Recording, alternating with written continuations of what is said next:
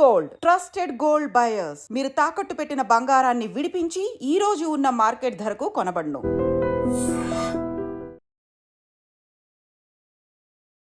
Welcome to iDream. It's మీ అనుష కోమల్. ఇవాళ మన గెస్ట్ ప్రముఖ న్యాయవాది సుభాషిణి గారు ఉన్నారు. వారితో మాట్లాడదాం. నమస్తే మేడం. నమస్తే. మంచు ఫ్యామిలీ గురించి మరొక న్యూస్ దాదాపు 2-3 రోజుల నుండి మళ్ళీ అవుతోంది. ఇప్పుడు ఏదైతే మోహన్ బాబు గారి ఆస్తి జల్పల్లి ఫామ్ హౌస్ ఉందో దాని నుండి వెళ్ళిపోవాలని చెప్పి మనోజ్కి నోటీసులు ఇవ్వడం, అక్కడికి వెళ్ళి కలెక్టర్ గారి దగ్గరికి వెళ్ళి వివరణ ఇచ్చుకున్న మనోజ్ గారు నా మీద కుట్ర జరుగుతోంది, మాకు ఆస్తి తగాదాలు లేవు అని చెప్పడం. ఓవరాల్గా ఎలా ఉంది అంటే సామాన్య జనాలకి మనం ఏదన్నా దిక్సూచిలాగా ఉంటారు. అంటే పెద్దవాళ్ళు మామూలుగా అందరి ఇళ్లలోనూ ఉండేవి ఆస్తి తగాదాలు. దాని ఈ మాత్రం రచ్చ చేసుకుంటే ఎలాంటి సొసైటీకి ఏం మెసేజ్ ఇద్దామని జరుగుతోంది ఇదంతా చూడ్డానికి. అంటే మనం దీన్ని బాగా గమనించాలి. ఒక చట్టాన్ని ఉల్లంఘిస్తే ఏ విధంగా ఉంటుంది, చట్టాన్ని ఉల్లంఘించకుండా భద్రతతో వెళ్తే ఎలా ఉంటుంది, అది మనం గమనించాలి. అది సినిమా యాక్టర్ అన్న విషయం అన్నది పక్కకు పెడితే నేను కూడా సామాన్యుణ్ణి అని చెప్పేసి మాట్లాడడం జరుగుతుంది మోహన్ బాబు గారు. ఆయన ఎందుకంటే సీనియర్ ఆర్టిస్ట్ కాబట్టి తనకున్న పొజిషన్ని బట్టి తను మాట్లాడుతాడు. ఓకే, తన పొజిషన్ బట్టే తను మాట్లాడుతున్నాడు. అంటే ఏదైనా నేను చేసుకోగలుగుతాను అన్న నమ్మకంతోనే వెళ్తున్నాడు తప్ప ఇప్పుడున్న ప్రస్తుతం వాళ్ళ కుటుంబ రీత్యా కూడా possibilities of getting mediation possibilities ఉన్నాయి, చాలా మీడియేషన్ పాసిబిలిటీస్ ఉన్నాయి. ఒక కొడుకుని ఆపడం మోహన్ బాబుకు పెద్ద కష్టమేం కాదు. తన కొడుకుని తను ఆపుకోనే శక్తి సామర్థ్యాలు ఉన్నప్పటికీ ఆ వేని ఎంచుకోకపోవడము దురదృష్టకరం. మీడియేషన్ వేని ఎంచుకున్నా కానీ మా మధ్యన సయోధ్యం కుదరలేదు కాబట్టి ఈ విధంగా జరిగిపోయింది అన్నది వస్తున్నది. ఎందుకంటే ఒకరి మీద ఒకరు కేసెస్ పెట్టుకున్నారు. జర్నలిస్ట్ మీద హామ్ జరిగింది, అది సుప్రీంకోర్టు వరకు వెళ్ళి ఒక ఇంటరిమ్ రిలీఫ్ తెచ్చుకోవడం జరిగింది, ఒక అధికారపూర్వకంగా అక్కడ నుంచి రిలీఫ్. అది అంటే ఇక్కడ సీనియర్ సిటిజన్ కింద యాక్ట్ ఉంది కాబట్టి మనకు సీనియర్ సిటిజన్ కింద హీఈస్ అబౌవ్ 65 years కాబట్టి హీ హాజ్ ఎవ్రీ రైట్. ఆయన కలెక్టర్ని ఆర్డీఓని అప్రోచ్ అయ్యే హక్కు అధికారం ఆయనకు ఉంది. ఒక్కటి నాకు తిండి పెట్టట్లేదని ఆయన వేసింది కాదు, నాకు నా ఆస్తిని అతను ఆక్రమించుకుంటున్న ఆ ధోరణిలో తీసుకొచ్చిన దాన్ని కూడా ఒక ఆర్డీఓ దగ్గర కూడా కూర్చొని ఒక కలెక్టర్ దగ్గర కూడా కూర్చొని సమస్యను పరిష్కరించుకునే ఒక మార్గం వాళ్ళకు ఉంది. అదే అంటే సమాజానికి ఒకవేళ చూపెట్టాలంటే మేము పరిష్కరించుకున్నాము అన్నది చూపించవచ్చు వాళ్ళు ఒకవేళ తలుచుకుంటే. అవును, ఆయన హక్కు. కానీ ఇక్కడ ఏంటంటే మంచు మనోజ్ ఇప్పుడు ఇంత అంటే పెళ్ళైంది మొన్ననే, కొన్ని సంవత్సరాలు కాలేదు, రీసెంట్గానే అయిపోయింది. So he should wait it. ఒక కొడుకుగా ఒక వెయిట్ ఉండాలి. నా తండ్రే కదా అని ఆయన పరిగెత్తుతున్నాడు, కానీ అంటే చట్టానికి విరుద్ధంగా పరిగెత్తుతున్నాడు. ఇంతకుముందు వాళ్ళే వీడియో కూడా వాళ్ళే తీస్తున్నారు, అంటే నేను ఎలా వెళ్తున్నాను చూడండి అని కూడా వాళ్ళే చూపించుకుంటున్నారు. ఒకవేళ వీడియో ఏం లేవు అనుకోండి, వాళ్ళు మామూలుగా వెళ్ళిండ్రు అనుకోండి, ఇంత రచ్చ అయ్యేది కాదు. వీడియోస్ లేకుండా ఇంత రచ్చ అయ్యేది కాదు. So you yourself are going with all the evidences. ఇప్పుడు అతను కొంచెం ఓపిక పట్టి, ఎందుకంటే ఒక అమ్మాయి అతని లైఫ్లో వచ్చింది కాబట్టి ఆ ఇంట్లో అడ్జస్ట్మెంట్ కావడం కష్టం ఒక ఇంట్లో. సో ఆ కోణం నుంచి మనం చూడాలి, ఆ అమ్మాయికి అక్కడ అడ్జస్ట్మెంట్ అవుతుందో లేదో, వాళ్ళ మధ్యన తిరిగే కెపాసిటీ ఉందో లేదో. ఇతను ఆమె వైపు వెళ్ళిపోయాడు కాబట్టి ఎంతసేపు ఆమె వైపే ఆలోచిస్తాడు. నా భార్యతో వస్తున్నా, నేను వెళ్తున్నాను కానీ నన్ను రానివ్వట్లేదు. ఒక లేడీని తీసుకపోతే కూడా రానియకుండా ఉంటారా? లేడీ కానిస్టేబుల్స్ ఉండరా అని అంటే అంత ఇమాజినేషన్ చేసి వెళ్ళేంత పోలీస్ వ్యవస్థ ఉండకపోవచ్చు. ఎక్కడికంటే అక్కడికి లేడీస్నే పంపాలనేది ఉండదు. కొన్నిసార్లు అవసరాన్ని బట్టి వితౌట్ ఫోర్స్ కూడా వాళ్ళు చేసుకునే అవకాశం ఉంది. సో ఇక్కడ మనం చూడవలసింది ఏంటంటే చట్ట విరుద్ధంగా ఏ కార్యకలాపాలు మనం చెయ్యకూడదు. అది వాళ్ళ ముఖ్యంగా కుటుంబ విషయంలో ఏది చేయకూడదు. మీకు మీడియేషన్ పాయింట్స్ కోర్టు ద్వారా ఉన్నాయి. పిటిషన్ వేస్తే కోర్టు ద్వారా మీడియేషన్కి వస్తారా బాబు అనేది తెలిసిపోతుంది కదా. అవును. లీగల్ సర్వీసెస్ అథారిటీ అన్నది మనకు హైదరాబాద్లో ఉన్నది. అవును. రంగారెడ్డి వాళ్ళు ఉండే, ఒకవేళ జల్పల్లి అట్లాంటివి తీసుకుంటే రంగారెడ్డి డిస్టిక్ ఉన్నది. రంగారెడ్డి డిస్టిక్ వైపు నుంచి కూడా ఆలోచించవచ్చు. లేకుంటే హైకోర్టులో వేసుకోవచ్చు. హైకోర్టులో నాకు ఇట్లా ఈ సమస్య నా కుటుంబ పరిధిలో ఈ సమస్య ఉన్నది, ఈ సమస్యను పరిష్కరించగలరు అని హైకోర్టులో మీరు పిటిషన్ వేస్తే వాళ్ళు దే విల్ గైడ్ ఇట్, ప్రాపరేట్గా గైడ్ చేస్తారు. ఒక ఇద్దరు మీడియేటర్స్ని పెడతారు, అడ్వకేట్స్ని పెడతారు, వాళ్ళు రావాలి, వీళ్ళకి నోటీసెస్ వెళ్తాయి. అంటే నీకు సమస్య ఎలా పరిష్కరించుకోవాలో అనుకుంటే నువ్వు సరి అయిన మార్గాన్ని ఎంచుకోవాలి. అవును. నువ్వు రచ్చ కావాలి అన్నప్పుడు ప్రాపర్ వేలో వెళ్ళాలి. నిన్ను ఆ స్థాయికి తెచ్చింది ఈ సమాజంలో ఉన్న వ్యక్తులే అని నువ్వే అంటున్నావు. అవును. ఆ స్థాయికి నువ్వు వచ్చినావు అని అంటే, అంత హోదాకు వచ్చినావు, ఒక రిచ్ పర్సన్ కింద కానీ లేకుంటే ఒక స్టార్ హోదాకు వచ్చినావు అంటే, ఒకప్పుడు ఏమీ లేదు నాకు ఇప్పుడు ఉన్నది అని నువ్వు చెప్పుకున్నప్పుడు సమాజానికి నువ్వు ఇచ్చే విలువ కూడా అంతే ఇవ్వాలి. అవును. నీ ఆస్తి ఇప్పుడు వెళ్ళేటప్పుడు ఎవరు కొంచెపోరండి, ఎవరు తీసుకుపోరు. ఆ ఆస్తిని డివైడ్ చెయ్యాలా లేదన్నది కూడా నీకు ఆల్రెడీ ఆలోచన వస్తుంది. అవును. ఎన్టీ రామారావు ఎలా చేసిండు? ఆయన బతుకున్నప్పుడు అందరికి పనిచేసిండు. ఇక్కడ ఇదే డౌట్ మేడం, ఇప్పుడు నీకు నిజంగా పంపకాలు చేయాలి అనుకుంటే ఒక వీలునామా కూడా ఆయన రాసి క్లియర్ కట్గా ఇది అని కూడా చెప్పొచ్చు. ఎందుకు ఇలాగా బయట రోజుకొక స్టేట్మెంట్, రోజుకొక గొడవ, రోజుకొక రచ్చ ఎందుకు జరుగుతుంది? పబ్లిక్ కూడా చాలా కన్ఫ్యూజన్ గా, వాళ్ళకేమైనా సమస్యలు ఉంటే ఇంత పెద్ద వాళ్ళకి ఇంత పెద్ద సమస్యలు ఉన్నాయి, మా సమస్యలు ఎవరు పరిష్కరిస్తారు, మాకేం న్యాయం జరుగుతుంది, సమాజంలో మేము ఎక్కడ పోతాం అన్నది ఒక పెద్ద క్వశ్చన్. ఎందుకంటే అతని అభిమానులు ఇప్పుడు తెలంగాణలో కానీ ఆంధ్రప్రదేశ్లో కానీ లేకుంటే ఇండియాలో కానీ మోహన్ బాబుకు సంబంధించిన అభిమానులు కూడా ఉంటారు, లేరనేది లేదు. సో ఇక్కడ ఏంటంటే లాజికల్గా ఆలోచించి ఒక ఇంటెలిజెంట్గా ఒక ఇంటెలిజెంట్ పర్సన్గా you have to take very good decision మేకింగ్లో ఎప్పుడైతే మనం ఫాల్ట్ అవుతామో కుటుంబం అనేది బయటకు వస్తుంది. మేడం ఇక్కడ మెయిన్ అంటే ఈ సందర్భం వచ్చింది కాబట్టి ఇలాంటి ప్రాబ్లమ్స్ ఉన్న వ్యూస్కి పనికి వచ్చేలాగా అడుగుతాను నేను. ఎందుకంటే ప్రతి కుటుంబంలో ఆస్తి తగాదాలు కావచ్చు, ఇలాంటి ఇష్యూస్ అందరికీ ఉంటాయి, ప్రతి ఇంట్లోనూ ఉంటాయి. సో వాళ్ళకి ఇప్పుడు ఒక చదువురాని వ్యక్తిలో లేకపోతే ఆర్థికంగా బలంగా లేని వ్యక్తిలో అయితే సరే గైడెన్స్ లేకనో ఇంకో దాంట్లో వెళ్ళొచ్చు. వీళ్ళు ఆర్థికంగా బలవంతులు, పరపతి ఉన్న వాళ్ళు, ఎన్నో విద్యా సంస్థలు నడుపుతున్నటువంటి ఒక స్టేజ్ లో ఉన్న వ్యక్తులే ఇంత కన్ఫ్యూజన్ గా ఉంటే మామూలు మనుషులు ఎలాగా సర్దుబాటు చేసుకునే అవకాశాలు ఉంటాయి ఇందులో? వాళ్ళకంటే మామూలు వాళ్ళే నయమండి ఇంకా కొంచెం చెప్పాలంటే. ఎందుకంటే గ్రామ స్థాయిలో ఉన్న వాళ్ళు కానీ అర్బన్లో ఉన్న వాళ్ళు కానీ అన్న ఇట్రా అన్న నా కొంచెం పరిష్కారం చేయన్న ప్లీజ్ అన్న దండం పెడతా అమ్మా అని వాళ్ళు కొంతమందిని పట్టుకొచ్చుకొని నలుగురు ఇటు నలుగురు ఇటు ఒకళ్ళు తక్కువైతే కూడా ఇంకిద్దరు తక్కువైతే కూడా ఇద్దరు కూర్చుంటారు, నలుగురు కూర్చుంటారు, లేదంటే ముగ్గురు కూర్చోవచ్చు, 10 మంది కూర్చోవచ్చు, అటు ఐదుగురు ఇటు ఐదుగురు కూర్చొని పరిష్కారం చేసుకొని ఒకటి రాసుకొని అది దాని ప్రకారం వాళ్ళు రిజిస్టర్ చేసుకున్న వాళ్ళు కొంతమంది ఉంటారు, నా అన్రిజిస్టర్డ్ డాక్యుమెంట్ చేసుకున్న వాళ్ళు కొంతమంది ఉంటారు. అప్పటికప్పుడే డబ్బులు ఒకవేళ అన్న కొనుక్కుంటా అన్నాడు అనుకోని అప్పటికప్పుడు డబ్బులు ఇచ్చేసి సొల్యూషన్ అట్లా చాలా మంది చేసుకున్న వాళ్ళు నేను చూసినాను. అదే విధంగా కోర్టు కూడా వచ్చి లీగల్ సర్వీసెస్ కి అథారిటీకి చేసుకున్న వాళ్ళు కూడా నేను చూసినాను.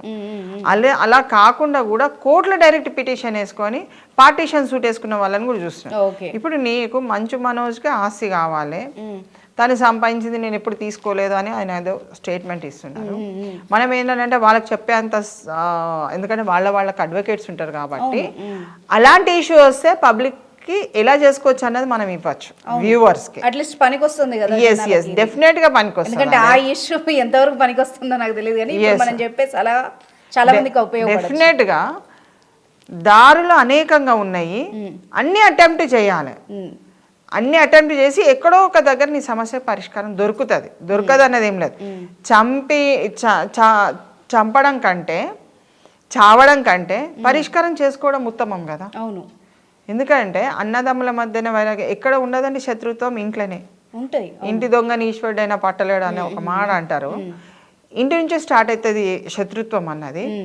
తండ్రి కొడుకులకు మధ్యన ఉండొచ్చు, బిడ్డను తండ్రికి ఉండొచ్చు, లేదంటే ఇద్దరు అక్క చెల్లెళ్ళకు ఉండొచ్చు, అన్న చెల్లెళ్ళకు ఉండొచ్చు, ఇట్లా అంటే వివిధ కోణంలో నుంచి ఉండొచ్చు, కానీ పరిష్కారం అన్నది ఒక్కటే ఉంటుంది ప్రాపర్టీలా. 5 పాలు అయితే 5 పాలు డివిజన్ అయిపోతుంది. ఎందుకు ఇవ్వాలి వల్ల కానీ ఒక క్వశ్చన్ వేసినప్పుడు అప్పుడు ప్రాబ్లం మొదలవుతుంది. ఓకే, అయితే ఇప్పుడు మీరు చెప్పినట్టుగా ఒక పాయింట్ మేబీ మనోజ్ అయ్యి ఉండొచ్చు, లేకపోతే ఎవరైతే ఇష్యూని రేస్ చేశారో రచ్చ ఎందుకు జరిగింది అంటే మనం కూలంకషంగా దాన్ని అబ్జర్వ్ చేస్తే నా దాంట్లోంచి ఇప్పుడు వాళ్ళు వెళ్ళిపోవాలి అని నిక్కచ్చగా మోహన్ బాబు గారు కూర్చోవడాన్ని మనం చూస్తే గనక ఖచ్చితంగా ఆయనకి ఇతనికి ఇవ్వడం ఇష్టం లేదు అని అంటే మీరు ఒక సీన్ ఆఫ్ చూసిండో లేదో మీడియాకి వచ్చిన దాంట్లో, నేను నా బిడ్డ కోసం వెళ్ళినాను. అవును, మళ్ళీ అక్కడ అలా చెప్పారు, బిడ్డ కోసం వెళ్ళినాను, నా బిడ్డ అక్కడ ఉన్నది కాబట్టి ఈ సెక్యూరిటీ ఎవరు నన్ను ఆపడానికి తీరా బాబు అని చెప్పి కొట్టుకొని అది వెళ్ళిపోవడం జరిగింది. ఇంకొకటి కూడా చెప్పారు, అదే నెక్స్ట్ డే అనుకుంటా మనోజ్ గారు, నేను కొన్ని సంవత్సరాలుగా నా ఆదాయంతోనే బతుకుతున్నాను, కంప్లీట్ గా నేను నన్ను నాకు కూడా ఏమే ఇన్కమ్ ఎప్పుడు కూడా ఇవ్వలేదు ఇది చెయ్యి అని అంటే ఇది నేను చేసిన అన్నది. See when he want to have a talk అన్నది పదం వేరు, రచ్చ చేయడం అన్నది వేరు. ఇప్పుడు ఏది కూడా గుంజుకుంటే రాదండి, ఏది ఆస్తిలా గుంజుకుంటే రాదు. అది అనుభవించాలి అని అంటే తృప్తితోని ఒక వ్యక్తి మనకి ఇవ్వాలి, లేకుంటే నువ్వు కోర్టు నుంచి నువ్వు తీసుకోవాలి. కానీ ఇంటి మీదకి వెళ్ళే హక్కు అతనికి లేదు, ట్రెస్ పాస్ చేసే హక్కు లేదు. నా ఇల్లే అని కాదు, నువ్వు కట్టింది కాదు, నువ్వు పుట్టినప్పుడు నువ్వు అవి నువ్వు ఎంత ఎదిగినప్పుడు అది కట్టి ఉన్నది ఇల్లు. So he did not build it, he want to enjoy it, he want father. ఇక్కడ 3 మన పాయింట్స్ అబ్జర్వ్ చేయాలి. తండ్రి ప్రేమ, తల్లి ప్రేమ కావాలని కొట్లాడుతున్నాడా అతనికి అతను ఈ షుడ్ అంటే దేనికోసం అన్నది అతని మనసుకు తెలుసు.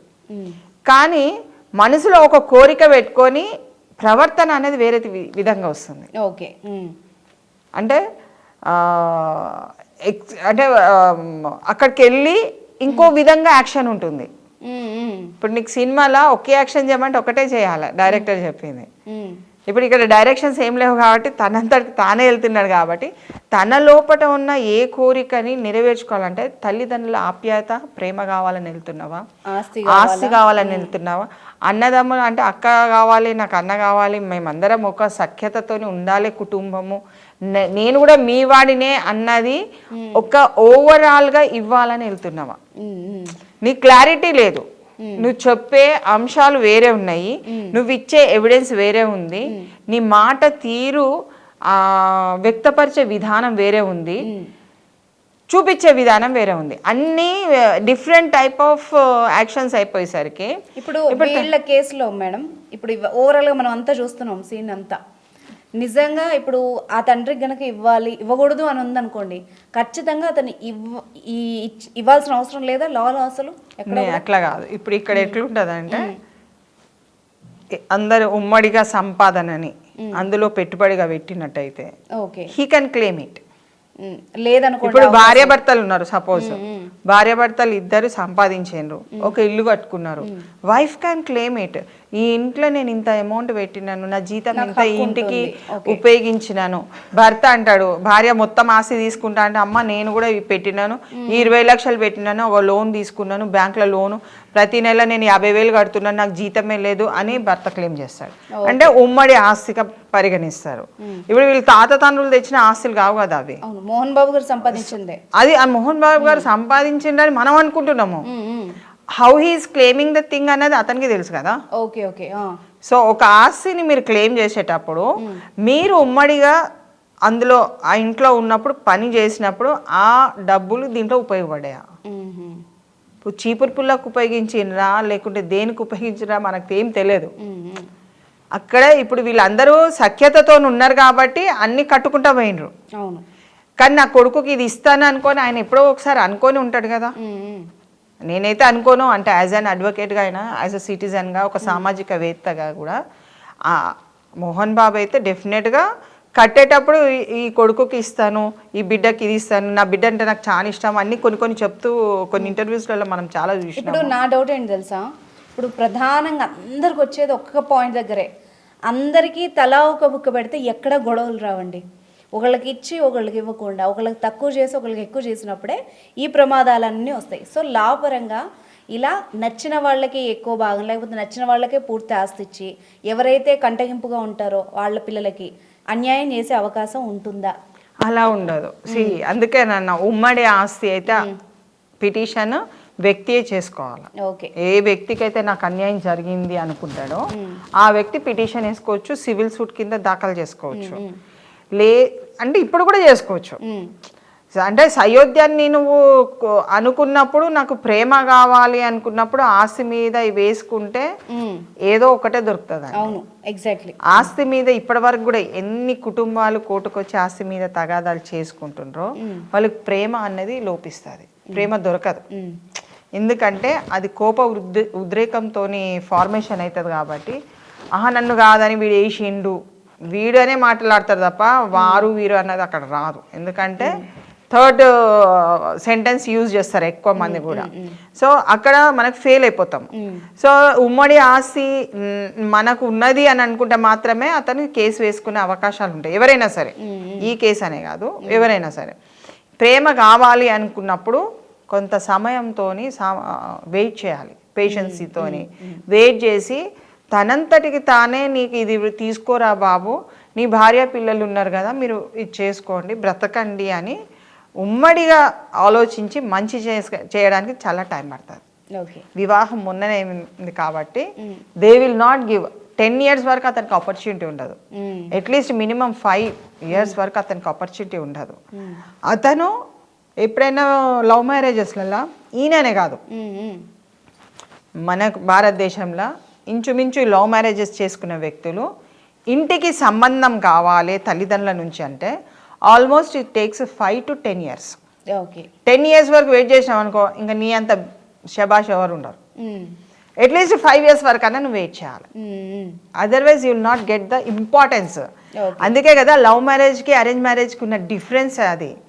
You will lose the importance in the family when you go for a love marriage, inter caste marriage ఏదైనా సరే అక్కడ లాస్ అనేది వచ్చేస్తుంది. ఏదో ఒకటి అమ్మ కావాలా బువ్వ కావాలంటే నాకు 2 కావాలంటే దొరకదు అక్కడ.